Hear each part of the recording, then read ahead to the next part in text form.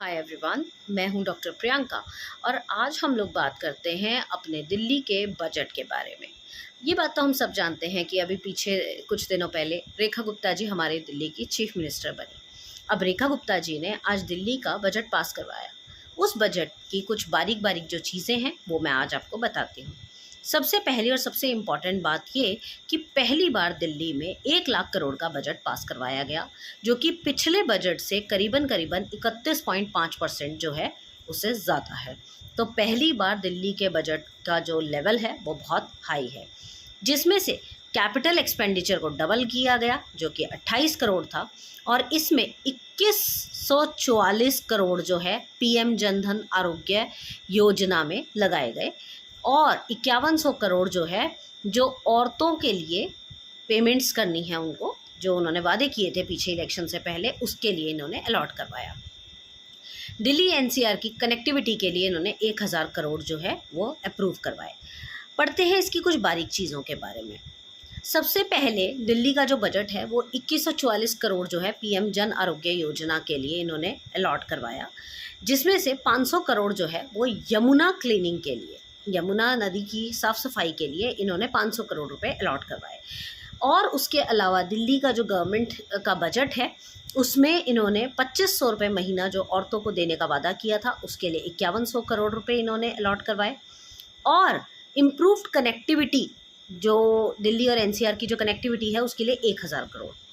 दिल्ली के slum clusters को improve करने के लिए अलॉटमेंट हुई है 696 करोड़ की।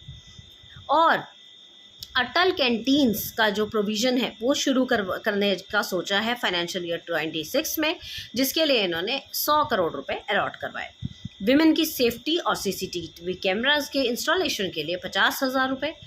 9000 करोड़ रुपए इन्होंने अलॉट करवाए वाटर सप्लाई और सैनिटेशन सिस्टम को इम्प्रूव करने के लिए। इसके अलावा दिल्ली की जो चीफ मिनिस्टर हैं रेखा गुप्ता, उन्होंने अनाउंस किया कि हमारे जो ट्रेडर्स हैं उनके लिए एक वेलफेयर एसोसिएशन बोर्ड हम बनाएंगे, और ग्लोबल इन्वेस्टमेंट समिट हर 2 साल में की जाएगी, जिसमें कि सारे जो दिल्ली के ट्रेडर्स हैं वो पार्टिसिपेट करेंगे और उनकी जो प्रॉब्लम्स हैं इसमें डिस्कस की जाएंगी। इसके अलावा इन्होंने ओल्ड सीवर लाइंस को रिप्लेस करने के लिए 250 करोड़ रुपए अलॉट करवाए और उनके रिपेयर के लिए 500 करोड़ रुपए। उसके अलावा रोड और ब्रिज इंफ्रास्ट्रक्चर के लिए इन्होंने 3843 करोड़ रुपीस अलॉट करवाए। सीएम श्री स्कूल्स एक नया प्रोविज़न है, सीएम श्री स्कूल्स जो हैं वो खोले जाएंगे सीएम रेखा गुप्ता की तरफ से, जिसके लिए इन्होंने 100 करोड़ रुपए अलॉट करवाए। इसके अलावा आयुष्मान आरोग्य मंदिर, हेल्थ वेलफेयर वेलनेस सेंटर्स, इन सब के लिए इन्होंने 6874 करोड़ रुपए जो है वो अलॉट करवाए हैं।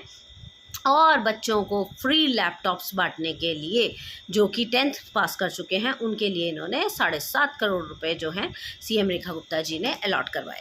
तो कुल मिला के कहा जा सकता है कि पिछले बजट का जो अमाउंट था उससे करीबन 31 करोड़ रुपए इन्होंने ज़्यादा जो है अलॉटमेंट 31% जो है इन्होंने ज़्यादा अलॉटमेंट करवाई। और ये जो अमाउंट है ये एक बहुत ही बड़ा अमाउंट है किसी स्टेट के लिए।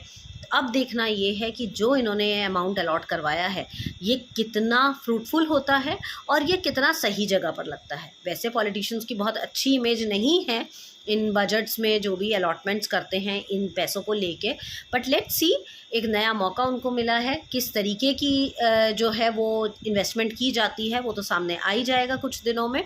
तो लेट्स वेट एंड वॉच। इसी तरीके की मोर अपडेट्स के लिए you can follow my channel.